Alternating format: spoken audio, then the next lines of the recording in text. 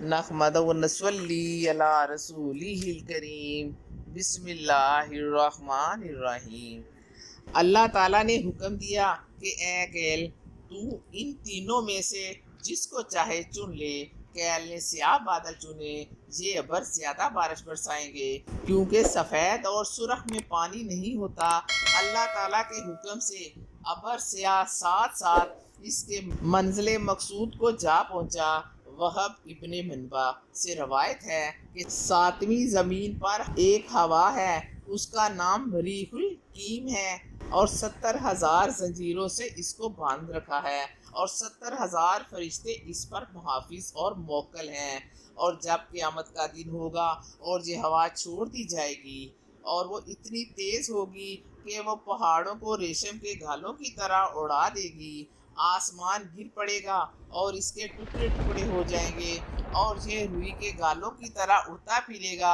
اللہ تعالیٰ نے حکم دیا کہ یہ ہوا قوم عاد پر کچھ دیر کے لیے چھوڑ دو۔ پھر انہوں نے عرض کی، اے اس دنیا کے مالک، کس قدر چھوڑ دیں؟ حکم ہوا، گائے کی ناک کے نتنے کے اندر سے چھوڑ دو۔ انہوں نے عرض کی کہ یا رب العالمین، اس مقدار سے تو سارا عالم برباد ہو جائے گا۔ تب حکم ہوا کہ سوئی کے ناکے کے برابر چھوڑ دو۔ جب یہ اللہ تعالیٰ کا حکم بجا لائے اور ہوا کو سوئی کے سوراخ کے برابر چھوڑا تو یہ ہوا مانند ابر سیاہ کے پہاڑ کی طرف نکل کر آئی۔ اس ہوا کو دیکھ کر قوم عاد خوش ہوئی اور کہنے لگی، یہ ابر ہے، ضرور برسے گا۔ اللہ تعالیٰ نے فرمایا، یہ وہی ہوا ہے جس کے لیے تم ترستے تھے، اور یہ وہی ہوا ہے جس میں تکلیف کی مار ہے۔ جب ہوا چلی تو کافروں نے کہا، اے ہود قوم، تم نے جو خوشخبری پہنچائی اس سے ہم خوش ہیں۔ ہود نے فرمایا، اے کافرو، صبر کرو، اللہ تعالیٰ کی طرف سے تمہیں عذاب پہنچنے والا ہے۔ اور وہ اس خبر کو سن کر 3 پہاڑوں کے دامن میں چلے گئے۔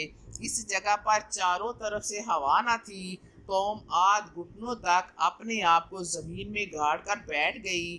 مرد، عورتیں، لڑکے اور لڑکیاں، بچے اور بچیاں، سب کے سب درمیان 4 پائیوں کو رکھ کر بیٹھ گئے۔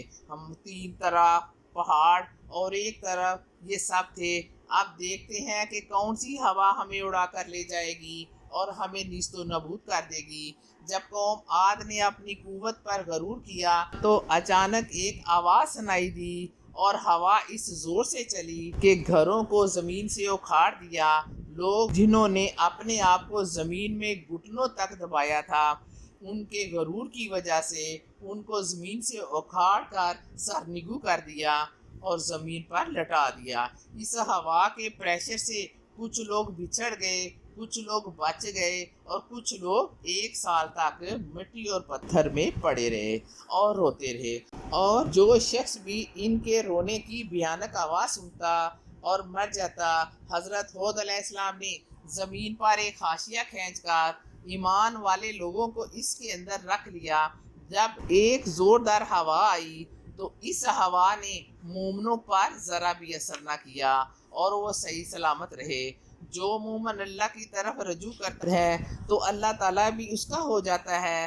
حضرت ہود علیہ السلام مومنوں کو لے کر جرہم کے پاس گئے اور کہا، تم نے اللہ کا عذاب دیکھا جو اس نے قوم عاد پر کیا ہے؟ جرہم نے جواب دیا، ہاں دیکھا ہے۔ تب حضرت ہود نے کہا کہ لا الہ الا اللہ ہود الرسول اللہ، اللہ ایک ہے اور ہود اس کے رسول ہیں۔ لیکن جرہم نے کہا، جب تک تو قوم عاد کو زندہ نہ کرے گا میں اس وقت تک تم پر ایمان نہیں لاؤں گا۔ جرہم یہ کہہ ہی رہا تھا کہ اسی وقت ہوا کا ایک جھونکا آیا اور اس کی ساری قوم کو ہلاک کر دیا۔ اس کے بعد حضرت ہود علیہ السلام 400 برس تک زندہ رہے۔ تمام مومنین ان کی وفات کے بعد کافی عرصہ تک روتے رہے۔ ان کے ماننے والوں نے ان کو انتہائی احترام کے ساتھ دفن کیا۔ حضرت ہود علیہ السلام کے انتقال کے بعد ان کے ماننے والے مومنین 100 سال تک زندہ رہے۔ 100 سال کے بعد یہ لوگ بھی انتقال کر گئے اور ان کے بچے بھی ان کے دین پر کافی عرصہ تک قائم رہے۔ یہ لوگ تعداد میں کافی زیادہ تھے اور اللہ کی مخلوق کو دین و دنیا کی راہ بتاتے تھے۔ ایک دن شیطان ان کے پاس آیا اور اس نے ان لوگوں سے کہا کہ تم سب کس کی پوجا کرتے ہو؟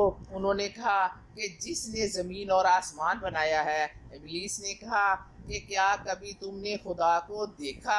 ان لوگوں نے کہا کہ نہیں۔ ابلیس نے یہ سن کر کہا کہ تم پتھر سے ایک بت بناؤ اور پھر اس کی پوجا کرو، روز قیامت تم اس سے فائدے میں رہو گے۔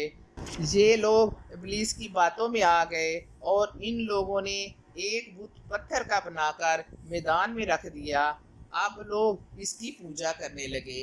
ابلیس نے ان سے کہا کہ آپ سب اس کو سجدہ کریں۔ سب لوگوں نے اس کو سجدہ کیا۔ یہ سب کے سب کافر ہو گئے۔ اے اللہ پاک، اے پاک ذات، اے سورج کو غروب کر کے دوبارہ طلوع کرنے والے رب، ہمیں اپنی رضا والی زندگی دے۔ ہمیں اس بات سے بچا کہ ہم تیرے نافرمان بندے نہ ہوں۔ اے اللہ پاک، زندگی کے ہر لمحہ میں ہماری مدد فرما۔ ہمیں کفر، شرک، گمراہی اور بدعت سے بچا۔ اے اللہ، تو ہی زمین اور آسمانوں کو پیدا کرنے والا ہے اور سب تیرے ہی قبضہ قدرت میں ہے۔ اے اللہ پاک، ہمیں اپنی کائنات کو غور و فکر کرنے والا بنا دے اور ہمارے دلوں کو اپنی محبت اور ایمان کے نور سے بھر دے۔ ہمیں نماز کی پابندی سکھا دے اور اسلام کے 5 ارکان پر چلنے کا طریقہ سکھا دے۔ کرونا کی وبا کو ایک ہوا کے جھونکے سے ختم کر دے۔ آمین ثم آمین۔